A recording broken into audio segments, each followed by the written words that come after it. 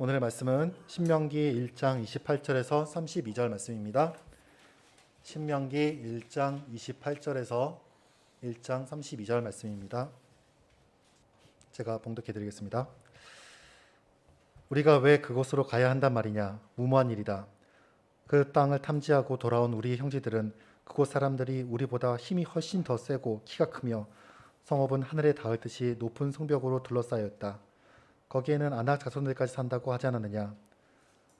그때 내가 당신들에게 이렇게 말하였습니다. 그들을 무서워하지도 말고 두려워하지도 마십시오. 당신들 앞에서 당신들의 인도하시어 주시는 주 하나님들의 하나님은 이집트에서 당신들이 보는 앞에서 당신들을 대신하여 모든 일을 하신 것과 같이 이제도 당신들을 대신하여 싸우실 것입니다.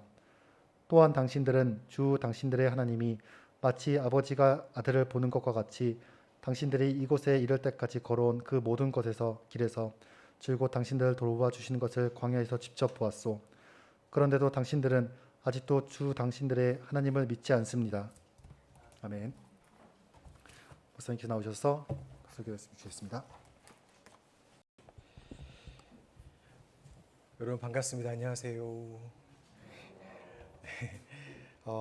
오늘 본문 말씀은 아마도 확실히 여러분들이 이미 설교 메시지나 혹은 책으로 혹은 개인 묵상 시간을 통해서 잘 알고 계시고 많이 접한 내용이라고 생각을 합니다. 원래는 실은 룻기 2장 말씀을 준비를 했었어요. 그런데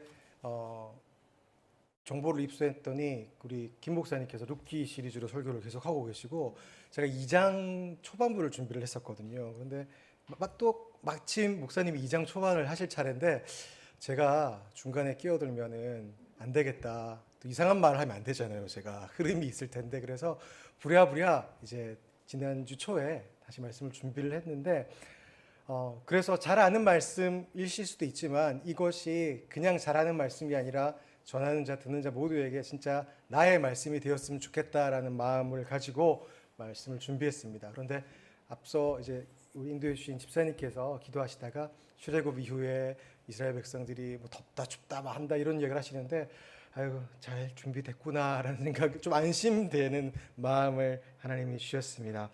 말씀드린 것처럼 이 말씀이 잘 아는 말씀으로 끝나는 것이 아니라 진짜 저와 여러분들의 말씀이 되었으면 좋겠습니다. 앞서 함께 읽은 본문 말씀의 전후 상황을 우리가 잘 압니다. 이스라엘 백성들이 하나님의 은혜로 출애굽을 했지만 약속의 그 땅까지 가는 길이 참 멀고 험했습니다. 생각보다 훨씬 더 그 광야에서의 시간이 길었지 않습니까? 지금 오늘 본문 말씀은 이제 그 막바지입니다. 막바지에 이제 강을 건너서 가기만 하면 되는데 그래도 마음이 좀 불안한 상태에서 이제 모세가 하나님의 말씀을 대언해서 전했던 그 내용이 신명기 1장부터 이어집니다. 원래대로라면 약속의 땅으로 바로 갔어야 됐잖아요. 그 물리적인 거리가 11일 거리라고들 말합니다. 걸음이 다르고 교통 수단이 다르고 여러 사정이 다르겠지만 물리적으로 11일밖에 걸리지 않는 길을 어떻게 40년이나 되는 시간 동안 막 꺾이고 흩어지고 모아지고 했을까 생각했을 때 머릿속으로는 참 좀 떠오르지가 않지만 실상 그랬다고 하잖아요. 그래서 그 길이 그렇게 길어졌던 이유가 이스라엘 그 백성들의 불순종과 불신앙 때문이었음을 우리가 잘 알고 있습니다. 말 그대로 40년 동안 뺑뺑이를 돈 거죠. 스스로의 죄 때문에 스스로 그 40년이라는 광야 시간을 강요하고만 것입니다. 말이야 쉽지 40년 동안 한 명씩 한 명씩 죽어 나가는 그 길이 얼마나 길고 고통스러웠을까 사실 짐작이 잘 안 가기도 합니다. 그리고 오늘 본문 신명기는요, 딱 그 약속의 땅에 들어가기 직전의 이스라엘 백성들을 위해서 모세가 남긴 유언이라고 할 수 있습니다. 실제로 모세는 약속의 땅을 들어가지 못하잖아요. 모세는 지도자로서의 마지막 임무로 하나님께서 하신 말씀을 반복해서 강조해 나가면서 이스라엘 백성들에게 전합니다. 28절 보면요, 이스라엘 백성들은 가나안 남쪽 입구 가데스 바네아, 즉 약속의 땅 바로 앞에 가까이 와 있습니다. 그리고 그때 하나님은 약속의 땅을 이제는 줄 테니 너희가 올라가서 점령하라, 올라가서 차지하라라고 말씀하시죠. 그런데도 이스라엘 백성들이 40년간 너무 뺑뺑이를 돌았기 때문에 진짜 말 그대로 쭈글쭈글해졌잖아요. 실패하고 죽고 그런 일들밖에 없었기 때문에 겁과 두려움이 많아졌기 때문에 하나님의 말씀하신 대로 바로 가자라고 힘내어서 외치지 못하고 가서 뭐가 있는지 좀 누군가가 좀 대신 봐줬으면 좋겠어라는 마음으로 12 정탐꾼을 보내지 않습니까? 그리고는 대부분의 정탐꾼들의 그 보고는 안 그래도 쫄보가 되어 있는 이스라엘 백성들에게 더 기죽게 만드는 결과로 이어지게 됩니다. 정탐꾼들이 뭐라고 전하고 있습니까? 28절이죠. 그곳 사람들이 우리보다 힘이 훨씬 더 세고 키가 크며 성읍은 하늘에 닿을 듯이 높은 성벽으로 둘러싸여져 있다고. 사람들도 힘쓸 뿐만 아니라 안악자손이라고 하죠. 키 큰 사람들도 모여 있고 그리고 성벽으로 다 쳐져 있기 때문에 우리랑 차원이 다른 사람들이라고, 상대가 안 된다라고 이야기하면서 마음이 그 이야기를 듣고 난 이스라엘 백성들이 무너지고 만다라는 것입니다. 왜냐하면 하나님께서 올라가서 차지하라, 점령하라고 하신 말씀, 그 약속의 말씀보다 정탐꾼들이 보고 온 그 보고의 마음을 빼앗겨 버렸기 때문입니다. 그래서 29절을 보면 하나님은 그와 같던, 그렇게 쫄보가 되었던 이스라엘 백성들에게, 그리고 지금 어쩌면 그와 비슷한 여기 모여있는 저와 여러분들에게 이렇게 말씀하십니다. 29절입니다. 그들을 무서워하지도 말고 두려워하지도 마시오. 무서워하지도 말고 두려워하지도 말라고. 눈앞의 상황들 때문에 잔뜩 움츠려 있는 그 백성들에게 지금 너희들이 보고 있는 거, 마주하고 있는 거 별거 아니라고, 무서워할 필요가 없다고, 두려워할 필요가 없다고 말씀하시는 거죠. 그리고 상황이 그러니 안심하라 정도가 아니라 너희에게 올라가서 차지하라라고, 점령하라고 말씀하신 하나님이 어떤 분이신지에 대해서 모세의 입을 통해서 친절하고 단호하게 전하고 있다는 것입니다. 본격적으로 말씀 앞에 서기 전에 여러분들에게 한번 여쭙겠습니다. 오늘 그 주보의 나눔지가 있더라고요. 거기에도 이런 질문을 써놨습니다. 여러분이 믿고 있는 하나님은 대체 어떤 분이십니까? 어떤 설교자나 김영건 목사님이나 혹은 어떤 책이 나에게 가르쳐준 하나님에 대한 이미지 말고요. 아브라함의 하나님, 이삭의 하나님, 야곱의 하나님 말고 이희석의 하나님, 내가 믿고 있는 하나님은 어떤 분이십니까? 오늘 말씀을 통해서 우리 하나님이 어떤 분이신지, 그리고 무엇보다 책으로 배운 하나님이 아니라 나에게 있어 하나님은 어떤 분이신지를 구체적으로 묻고 답하고 또한 깊이 만나는 시간 되시기를 주의 이름으로 축원드립니다. 먼저 다시 한번 신명기 1장 30절 말씀을 보시겠습니다. 신명기 1장 30절 말씀입니다. 당신들 앞에서 당신들을 인도하여 주시는 주 당신들의 하나님은 이집트에서 당신들이 보는 앞에서 당신들을 대신하여 모든 일을 하신 것과 같이 이제도 당신들을 대신하여 싸우실 것이요 라고 적혀져 있습니다. 자, 먼저 30절에서 우리가 만나게 되는 하나님은 앞서 행하시는 하나님이십니다. 한번 따라해 주십시오. 앞서 행하시는 하나님. 네, 앞서 행하시는 하나님이십니다. 모세는요, 정탐꾼들의 부정적인 보고를 듣고 실망하고 낙담한 나머지 우리가 왜 거기를 가야 되냐 말이야 라고, 거기 가는 게 무모한 일이다 라고 말하고 있는 사람들에게 큰 소리로 이렇게 말하죠. 여러분들의 하나님께서는 여러분들의 앞에서 여러분들을 인도해 주시는 분이십니다 라고 말입니다. 우리들보다 앞서 행하시는 하나님께서 분명 우리들을 약속의 땅으로 인도해 주실 것입니다 라고 이야기를 하고 있는 것이죠. 여러분, 그 속담이 일본에도 있더라고요. 돌다리도 두드려보고 건너라 라는 속담, 말 잘 아시죠? 아무리 튼튼해 보이는 다리라도 뭐 이렇게 안전한지 먼저 테스트를 해보라라는 뜻 아니겠습니까?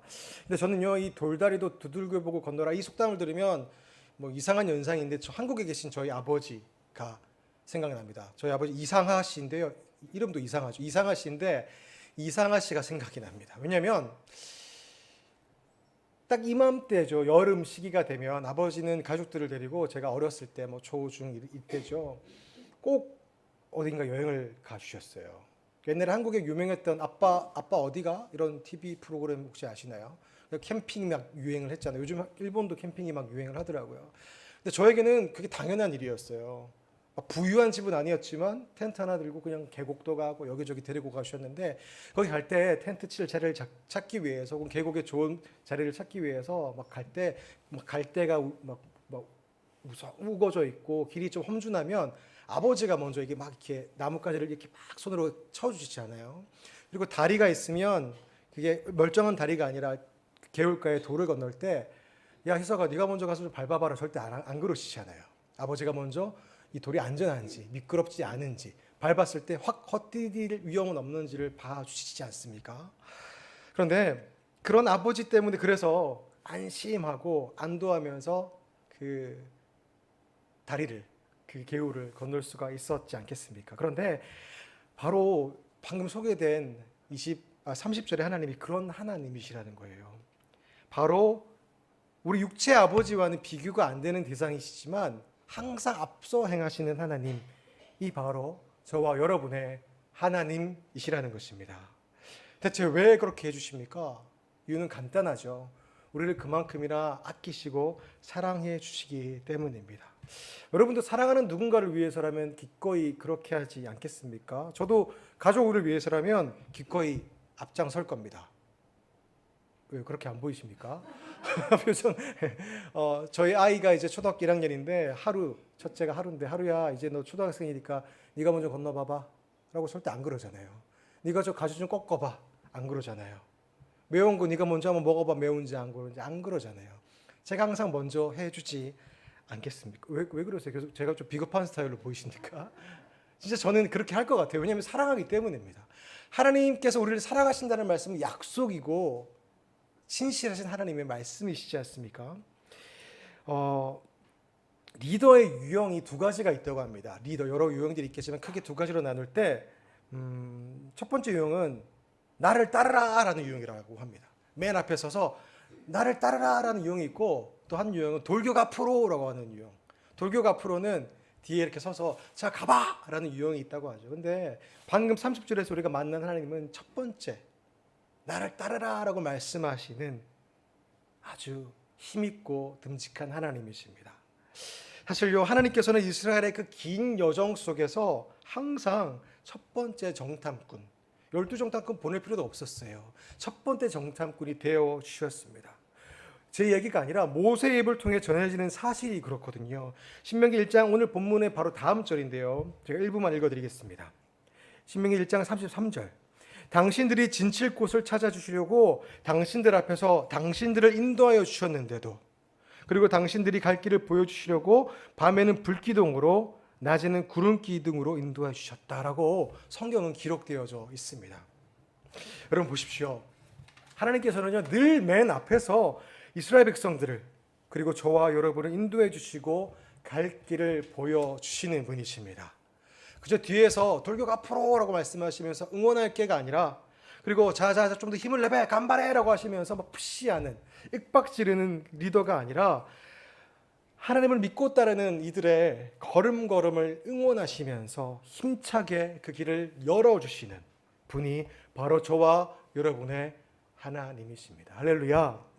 이 33절 말씀과 같이요 하나님께서는 이스라엘 백성들이 매일매일 머물 곳을 찾아주셨고 결국에 약속의 땅으로 인도해 주셨습니다. 물론 오해하지 말 것은요 하나님께서 앞서 행해 주시니까 우리는 단지 다 맡기고 그냥 아무것도 안 해도 된다라고 생각하는 것은 오해죠. 하나님께서는 우리가 모든 두려움과 게으름에서 해방되고 하나님을 따르기를 원하십니다. 왜냐하면 주님께서 우리의 목자 되시고 우리는 주의 양이기 때문입니다. 여러분 유튜브 나중에 집에 가서 한번 찾아보세요. 이미 보신 분이 계실지 모르겠지만 양을 따르는 목자 이렇게 한번 쳐보시면 지금 보시면 안 되고요. 나중에 유튜브로 보시는 분들은 지금 보시면 안 되고요. 나중에 보십시오. 진짜 목소리를 신기하게 듣고 따라가요. 다른 목자가 불러도 반응 안 하는데 어떤 어디 스코틀랜드 지방인가 어떤 사람이 뭐 이렇게 신기하게 이야기를 하면 막 따라가고 막 몸을 춤을 추기도 하고 그러더라고요. 그 양치는 목자는요 양을 데리고 어디론가 갈 때 뒷짐지고 뒤에서 이렇게 따라가지 않는데요. 대부분 영화 속에서나 그런 게 보인대요. 멋진 풍경을 찍으려고 그런지 모르겠지만 그런데 대부분은 앞에서 가고 양이 그 뒤를 쫄쫄쫄 따라간다고 합니다. 이에 대해서 예수님께서 직접 이렇게 말씀하셨어요. 요한복음 10장 27절 말씀입니다. 요한복음 10장 27절. 내 양들은 내 목소리를 알아듣는다. 나는 내 양들을 알고 내 양들은 나를 따른다. 여러분, 목자 되시는 주의 목소리에 귀 기울이는 저와 여러분 되시기를 주의 이름으로 축원드립니다. 근데 주의 그 목소리를, 목자의 목소리를 듣고 따른다는 게 뭐라고 생각하십니까? 하나님께서 여러 경로를 통해서 우리에게 말씀하시지만 사실은 정확한 답은 여러분들이 이미 가지고 계시잖아요. 주의 목소리를 듣고 따른다라는 것은 바로 이 성경을 듣고 따른다라는 것을 말하는 것이죠. 그냥 이 성경 다 가지고 계시지 않습니까? 그런데 이 성경은요, 가지고만 있으면 그냥 좀 두껍고 무거운 책일 뿐입니다. 물론 요즘에는 잘 안 들고 다니죠. 그래서 저는 이제 신고에 있는 일본인 교회에 있다 보니까 보면 고령자분들도 많고 잘 안 들고 다니세요. 그래서 이제 일본계 목사님이랑 이야기를 나누다가 옛날에는 세쇼 히라키마쇼, 세쇼 열어봅시다라고 이야기했다면 요즘 젊은 목사님들은 세쇼 사가시마쇼라고 한대요. 뭔지 아시죠? 유튜브로. 그게 유튜브가 아니라 스마트. 세쇼 사가시마쇼, 세쇼 카크니시마쇼 뭐 이렇게 이야기를 한다고 합니다. 근데 사실 이 두꺼운 성경책이 우리의 시그니처 사실은 이 책이잖아요. 그런데 가만히 들고만 있으면 그냥 책이죠. 그냥 흔한 책일 뿐입니다. 컵라면 위에 올려서 딱 데우기 좋은 무거운 책 정도가 될까요? 혹은 믿고는 있지만 그냥 종교적인 의미로 대한다면 그냥 주술서일 뿐입니다. 제가 우리 김영건 목사님이랑 공통점이 몇 가지 있어요. 목사님의 학교에서 뵌 적은 없지만 신대문의 후배기도 했고 또 저도 남아공에 단기 선교사로 1년간 있었었거든요. 이슬람 지역에 가서 사역을 할 때 그 이슬람 친구들과 이제 또 교제를 하게 되니까요. 이제 초청받아서 갔어요. 그랬더니 벽에 메카 사진, 코란도 있고 한데 그들도 우리랑 같은 성경책도 보잖아요. 구약만 다루고 있지만 성경책이 근데 저희가 이제 제 성경책을 쫄래쫄래 가지고 가서 테이블 위에 올렸더니 이상하게 쳐다보는 거예요. 왜 그러냐고 했더니 우리 성경책 코란이 어딘지 보라는 거예요. 그래서 어디 있냐 했더니 이런 위에 있잖아요. 이런 위에 어떻게 우리 배설물이 나오는 허리춤 밑으로 코란을 성경책을 둘 수 있냐고 하는 거죠. 그래서 미안하다 하면서 저도 이제 그 집에 놀러 가면 항상 위에 올렸어요. 근데 왜 그럽니까? 경외하는 마음을 가지는 것 혹은 하나님이 귀히 여기는 건 좋지만 사실 주술서처럼 뭔가 좀 이상하게 여기는 거는 좀 문제가 있잖아요. 근데 가만히 두면 그냥 책일 뿐이고요. 또 아무 생각 없이 하나님 말씀이지 뭐라고 경외만 한다면 접하지 않는다면 그냥 주술서에 불과한 게 이 책이라는 것입니다. 그런데요, 이 성경을 듣고 펴고 따르기 시작할 때 이 말씀에는 이 성경은 우리에게 권위를 줍니다. 이 놀라운 성경의 권위가 우리에게 부여된다는 것입니다.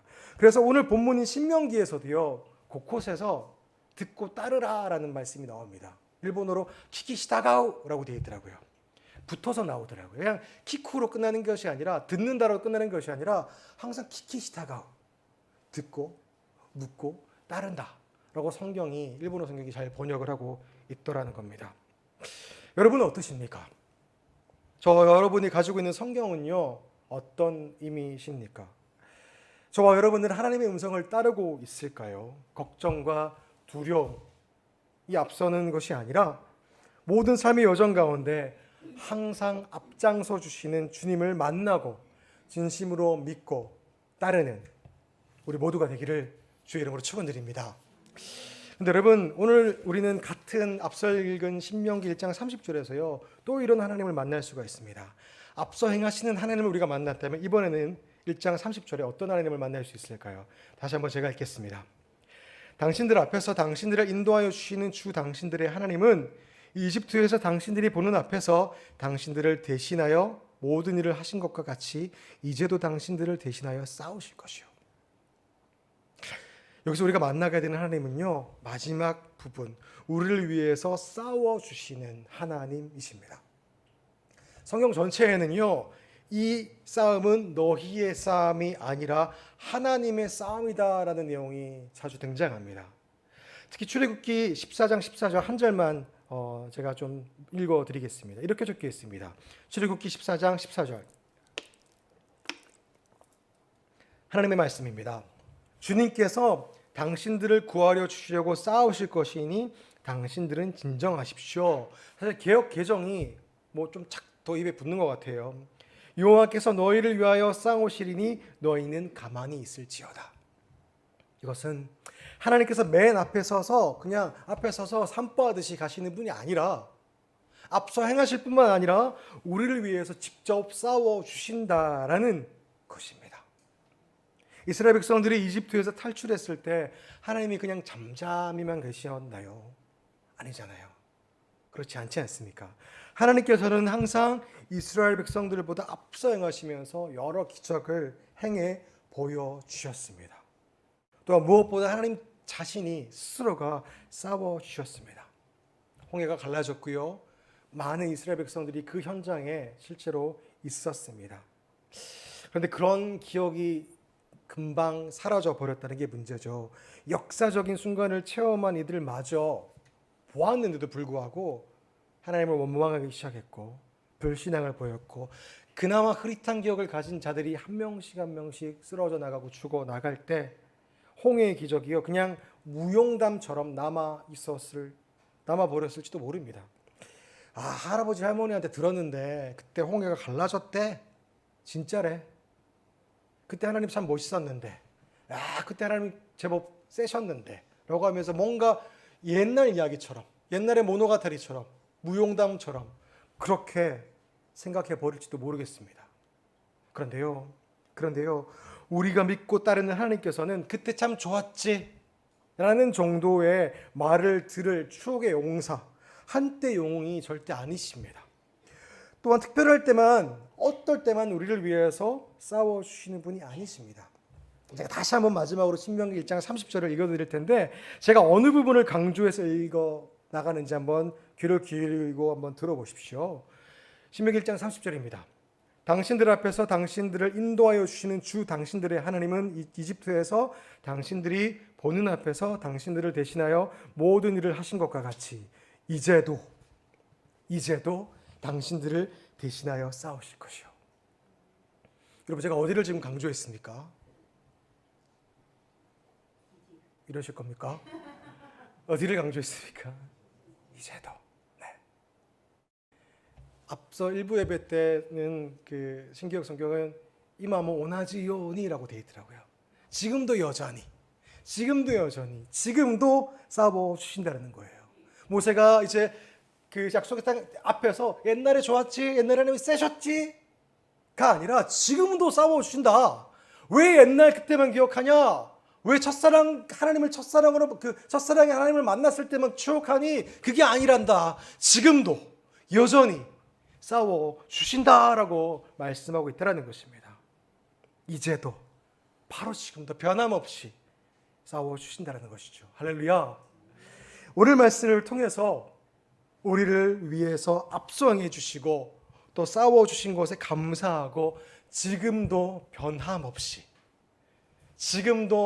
변함없이 싸워주시고 계심을 신뢰하는 우리 모두가 되기를 주의 이름으로 축원드립니다. 그런데 여러분, 그럼에도 불구하고요 여전히 솔직히 하나님께 원망스러운 마음이 들 때가 있지 않습니까? 우리가 연약한 인간이기 때문에 하나님 때로는 이런 마음이 들어요. 제가 그렇게 힘들어했을 때가 있잖아요. 하나님 외로웠을 때가 있지 않습니까? 그런데 그때는 대체 어디 계셨나요? 앞서 행하신다고 하는데 싸워주신다고 하는데 지금도라고 하시는데 근데 그때 대체 어디 계셨습니까? 라는 원망하는 마음이 들 때가 우리에게는 있습니다. 이스라엘 백성들이 딱 그랬던 것처럼 말이죠. 출애굽 당시에 보면은 막 내가 주를 찬송하리 높고 영화로우신 분 말과 적군을 죽이시네 막 하면서 찬양하는 뭐 미리암의 노래라든지 많은 찬양의 고백들이 적혀져 있습니다. 기록되어져 있습니다. 그런데 그 사람들이요 광야에서의 시간들이 길어지고 사실 너무 길어지긴 했죠. 그러자 실제로 막 이렇게 말하잖아요. 앞서 기도의 내용처럼 막 덥다 춥다 막 이런 이야기뿐만 아니라 막 짜증을 내면서 이렇게까지 이야기하죠.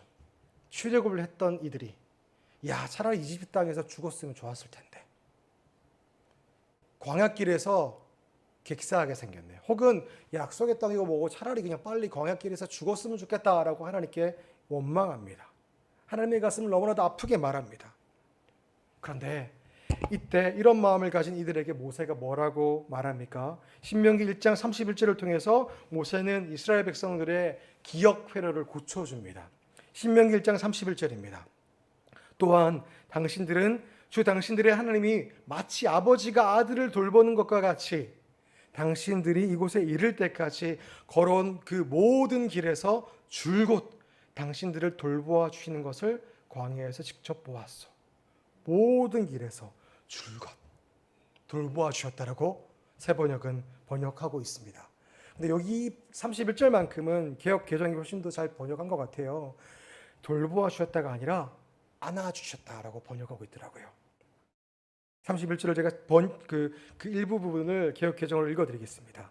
사람이 자기의 아들을 안는 것 같이 너희의 하나님 여호와께서 너희가 걸어온 길에서 너희를 안으사 이곳까지 이르게 하셨느니라. 뭐라고요? 안아주셨다. 안아주셨다라는 것입니다. 하나님께서는 모세의 입을 통해서 이렇게 전합니다. 얘들아, 다 알고 있다. 그 길던 광야길을 어둡고 무서운 그 길을 지나서 여기까지 온다고 참 힘들었지 너희들. 그런데 너희들이 모르는 게 있는데 너희는 그때 대체 어디 계셨습니까? 라고 하는데 나 너희 같이 있었다. 너희 앞에 있었고 너희들을 위해서 싸웠다. 그리고 함께였던 것뿐만 아니라 안고 여기까지 왔다. 너희들이 안고 여기까지 왔단다라고 말씀하고 계십니다. 여러분, 이 하나님의 절절한 마음이 전해지시나요? 느껴지시나요? 하나님은 이곳에 올 때까지요 모든 길에서 함께 있어 주셨던 겁니다. 마음이 내킬 때만 함께 하신 것이 아니라요 부모가 아이를 품듯이 이스라엘 백성 한 명 한 명을 꼭 안아 주셨습니다. 저희 집에 하루 루하라는 아이들이 있습니다. 루하는 이제 막 1살 지나서 이제 막 떼를 쓰고 걷기 시작하는데 하루를 데리고 신코이아 코엔 저희 집 근처에 갔어요. 이제 막 걷고 조금 막 뛰기 시작할 때 좀 제법 쌀쌀한 날이었는데 집까지 그래도 한 걸어서 가면 아이를 데리고 가면 10분 15분 걸리나요? 잘 놀다가 갑자기 먹구름이 오더니 비가 막 내리기 시작하는 거예요. 어떡합니까? 빨리 데리고 가야 되잖아요. 그래서 이제 하루야 빨리 가자라고 처음에는 걸어가요. 그런데 비가 세게 오면 어떻게 합니까? 제가 안죠. 아이를 안습니다. 얘는 알지도 못하고 제가 더 놀고 싶은데 안 왔다고 막 짜증내요. 막 밀고 꼬집고 막 그래요. 그러면 이놈아 내가 너를 데리고 빨리 가야 된다. 제 마음을 몰라주죠. 우리들처럼요. 그런데 안고 가는데 비가 더 세게 오고 뭐 쿵쿵하면 어떻게 합니까? 안심시키려고 더 꼭 앉잖아요. 제가 비를 맞는 거 상관없잖아요. 제가 추운 거 상관없이 애 추울까봐 겉옷을 벗겨서 입혀주고 비를 맞을까봐 저는 막 눈이 막 이렇게 비가 떨어져도 애를 이렇게 가리고 손으로 들고 막 그렇게 하잖아요. 그게 아버지의 마음이지 않습니까? 근데 집에 도착하면 하루는 아빠 안아줘서 고마워요, 수고하셨어 이렇게 안 하잖아요. 더 못 놀아서 짜증나는 거죠. 근데 저희 딱 말씀을 준비하면서 그때 하루 같은 모습이 지금 내 모습이 아닌가라는 생각이 들었어요. 분명히 안아주셨는데 가려주셨는데 따뜻하게 해주셨는데 모르는 거예요. 그게 바로 저와 여러분들의 마음은 아닌가라는 생각을 해보았습니다. 하나님께서 이렇게 약속하시며 말씀하셨거든요. 이사야서 46장 3절 4절 말씀입니다. 야곱의 집안아 이스라엘 집안의 모든 남은 자들아 내 말을 들어라. 너희가 태어날 때부터 내가 너희를 안고 다녔고 너희가 모태에서 나올 때부터 내가 너희를 품고 다녔다. 안고 다니셨대요. 품고 다니셨대요. 그리고 4절 너희가 늙을 때까지 내가 너희를 안고 다니고 늙으면 못 안는 게 아닌가 봐요. 늙을 때까지도 안고 다녔고 너희가 백발이 될 때까지 내가 너희를 품고 다니겠다. 내가 너희를 지었으니 내가 너희를 품고 다니겠고 안고 다니겠고 또 구원하여 주겠다. 이 짧은 이사야 46장 3절 4절 말씀에 안겠다 품겠다 안겠다 품겠다라는 말이 몇 번 나옵니까? 이 말은 제가 설교문을 준비한 어떤 설교자 이야기가 아니라요 하나님의 우리를 향한 약속이십니다. 저와 여러분의 이름과 성장 과정과 울음소리조차 아시는 하나님께서 당신의 모든 길에, 우리들의 모든 길에 함께 하셨습니다. 꼭 안아주셨습니다. 여러분들의 그동안의 인생 여정은 어떠셨습니까? 한국에서 나고 자라서 이곳에 오실 때까지, 혹은 이곳에서 살아가시는 모든 여정들이 어떠셨습니까? 분명 하나님이 안아주셨을 겁니다. 아니요, 확실히 그러셨습니다. 때로는요, 삶의 어려운 일들 가운데 내가 결국에는 해냈어, 나의 강한 결심과 노력으로 그 어려움을 이겨냈어 라고 생각했던 때가 있었을지 모르겠지만요, 실제로는 주님께서 나를 품어주시고 지켜주셨던 것입니다. 그리고 앞으로도 계속 그러겠다고 약속해 주셨습니다. 이를 믿고 기억한다면 어떤 어려움을 마주해도 우리는 안심하고 이겨낼 수가 있다는 것입니다. 할렐루야. 그런데요, 오늘 우리는 주신 말씀을 통해서 앞서 행하시는 하나님, 나를 위해서 이제도 싸워주시는 하나님, 그리고 안아주시는 하나님을 만날 수 있었습니다만, 그런데 문제는요, 오늘 성경 본문 말씀의 끝절이에요. 오늘 본문의 끝절이 32절인데 이렇게 끝납니다. 모세가 막 설명했어요. 안아주셨지, 싸워주셨지, 함께 하시지, 그 하나님이 우리의 하나님이지. 그런데 하나님의 관점에서는 그랬음에도 불구하고 이스라엘 백성들이 어떤 모습이었냐면, 신명기 1장 32절, 그런데도 하나님이 그런 분이셨음에도 불구하고 당신들은 아직도, 그때뿐만 아니라 아직도 주 당신들의 하나님을 믿지 않습니다 라고 성경은 기록하고 있습니다.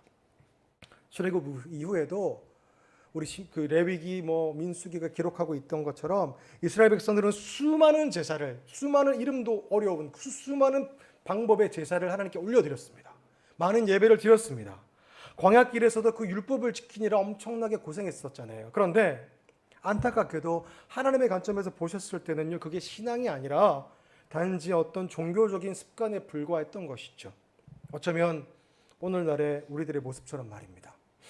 우리도 매주 일요일 이렇게 예배에 나오고, 혹은 코로나로 인해서 못 온다면 유튜브로 예배를 드리고 지키고, 또 멋진 가죽 성경도 들고 있고 어플도 다운받아서 들고 있는데, 하나님께서는요, 그 정도가 아니라 그 이상의 신앙을 우리에게 기대하고 계시지는 않을까요?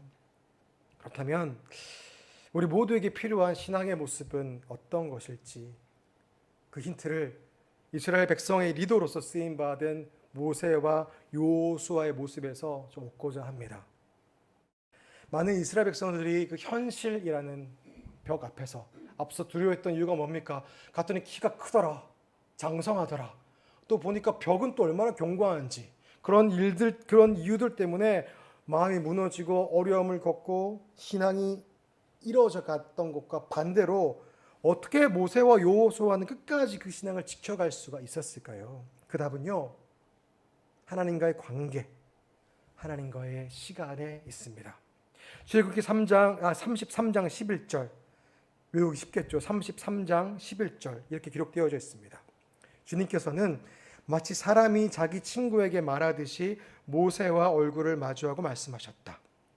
모세가 진으로 돌아가도 눈의 아들이며 모세의 젊은 부관인 여호수아는 장막을 떠나지 않았다. 청출어람이에요. 모세는 그만큼 하나님께 친밀하게 시간을 가지고 교제하고 얼굴을 마주할 정도로 함께했는데, 그 모세가 우리가 따지면 이 예배처를 떠나고 나서도 그 시간이 너무 좋았나 봐요. 여호수아는 아직도 그 장막에 머물러 있다라는 것입니다. 이와 같이 모세와 여호수아는 항상 하나님 곁에 머물러 있었습니다. 일주일에 한 번만이 아니라 자기가 원하는, 자기가 하나님이 필요하다고 느껴지는 시간뿐만 아니라 하나님을 항상 마주하고 기대하고 말씀을 들었다라는 것이죠. 하나님께로 다가가는 것이 그들에게는 당연한 일상이었다는 것입니다. 그래서 그들은 오늘 설교의 제목처럼 항상 함께 하시는 하나님을 만날 수 있었고, 마지막까지 리더로서 쓰임받을 수 있었고, 그 음성을 듣고 따라올 수 있었다라는 것입니다. 여러분도 그런 신앙의 길을 걷고 싶지 않으십니까?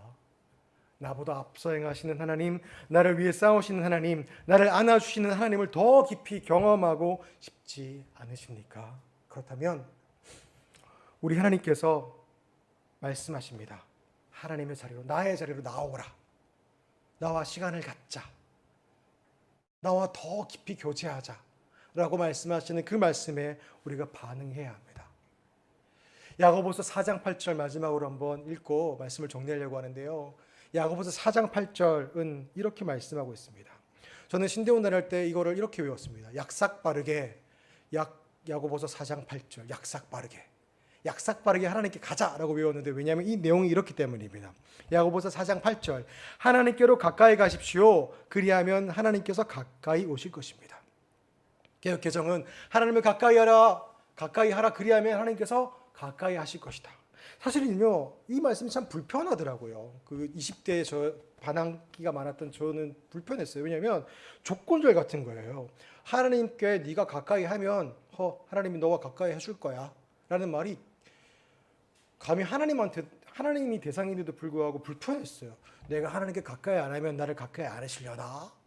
조건절 if, 뭔가 내가 하나님께 뭘 해야 하나님이 나한테 뭘 해주시려나? 라는 생각이 들어서 참 뭐지? 라는 그런 게 저의 마음속에 있었어요. 그런데 계속 이 말씀을 묵상한 가운데 이게 단순한 조건절이 아니라는 게 발견되더라고요. 하나님은요, 오늘 말씀 제목처럼 항상 함께 해주시는 분이시잖아요. 약속이잖아요. 그런데 우리가 그 하나님을 인정하고 고백하고 가까이 하지 않으면요, 이미 나와 함께하고 계신 하나님을 우리가 만날 수 없다라는 거예요. 무슨 뜻인지 아시겠죠? 이미 함께하고 계시는데, 이미 안아주고 계시는데, 내가 그 하나님을 마주하지 않으면, 내가 하나님의 자리에 나아가지 않으면 이미 함께하고 계신 하나님을 우리가 도무지 만날 수가 없다라는 거예요. 그래서 계속해서 마치 국영수 중심으로 공부하라는 것처럼 우리 목사님들이 기도합시다, 말씀 읽읍시다, 찬양 드립시다, 예배 드립시다 말씀하시는 이유가 그거인 것 같아요. 여러분, 실은 오늘 이 말씀은 목사 선교사인 저에게 가장 먼저 하시는 말씀인 것 같아서 많이 반성하면서 말씀을 준비했습니다. 여러분, 항상 함께 하시는 그 하나님, 모세의 입을 통해서 전해진 그 하나님을 더 깊이 교제하기 위해서요, 더 가까이 하기 위해서요, 매일매일 개인적으로 하나님과 교제하는 시간을 더 깊이, 더 자주 가지시기를 부탁드립니다. 저도 더 그렇게 하려고 합니다. 그뿐만이 아니라요, 공동체를 통해서 주시는 말씀이 있잖아요. 그리고 모여서 서로를 통해서 주시는 하나님의 말씀이 또 있으시더라고요. 개인의 경건 시간 이외에도 교회 기도회라든지 모임을 중요하게 생각하시고 모이셔서 진짜 그 공동체 가운데 함께 하시는 그 하나님을 더 깊이 만나는 에덴교회 성도님 되셨으면 좋겠습니다. 오늘 우리는요, 여러 하나님을 만날 수 있었어요. 한 분 하나님이시지만 함께 하시고 앞서 행하시고 싸워주시고 안아주신 하나님을 만날 수 있었습니다. 그런데 서두에 말씀드렸던 것처럼 정리해 주는 어떤 하나님이 아니라 나만의 하나님, 나 이석의 하나님이 어떤 분이신지를 고백하고 또 만나게 되는 시간, 물론 오늘 말씀을 통해서 전해진 그 하나님을 더 깊이 교제하는 시간이 우리에게 앞으로 있어야 되지 않겠습니까? 우리 신앙 여정이 큰 걸음, 엄청난 위대한 걸음이 아니어도 좋을 것 같아요. 다만 한 걸음 그렇게 하나님을 향해서 나아가고, 그렇게 할 때 세상 끝날 때까지 너희와 항상 함께 하겠다라는 임마누엘의 주님을 더욱더 깊이 만나는 저와 여러분이 될 줄로 믿습니다. 마지막으로 한 번만 더 여쭙겠습니다. 여러분의 하나님, 나의 하나님은 어떤 분이십니까? 제가 기도하기 전에 조용히 침묵하면서 1분 정도 눈을 감고 나의 하나님은 어떤 분이신지, 반주가 없어도 좋습니다. 1분 정도 내 하나님은 어떤 분이신지를 생각하시고 제가 마무리 기도하도록 하겠습니다. 각자 기도하시겠습니다.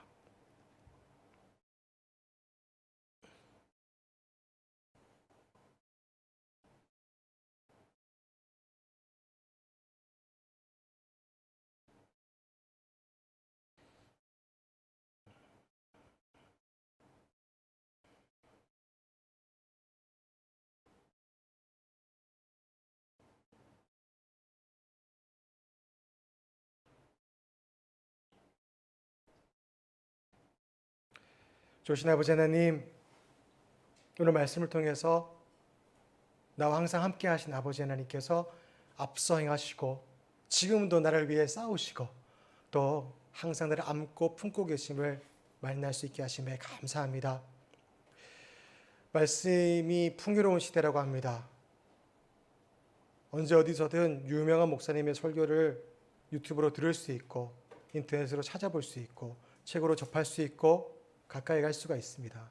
하지만 주님, 진짜 나의 하나님을 내가 어떻게 고백하고 만나고 전하고 있는지 오늘 말씀을 통해서 돌아봅니다. 말씀을 전한 자 듣는 자 모두가 그 하나님의 음성에 반응하며 듣고 따르는 자로 살아갈 때 더욱더 나와 이미 항상 함께하고 계신 아버지 하나님을 만날 수 있음을 우리가 함께 고백하오니 주님, 이곳에 모인 모두에게 그리고 유튜브로 이런저런 모양으로 함께하는 모두에게 그 아버지 하나님의 마음을 더욱 가득 부어주시고 만나게 하여 주시옵소서. 항상 함께 하심에 감사드리며 살아계신 예수 그리스도의 이름으로 기도드립니다. 아멘.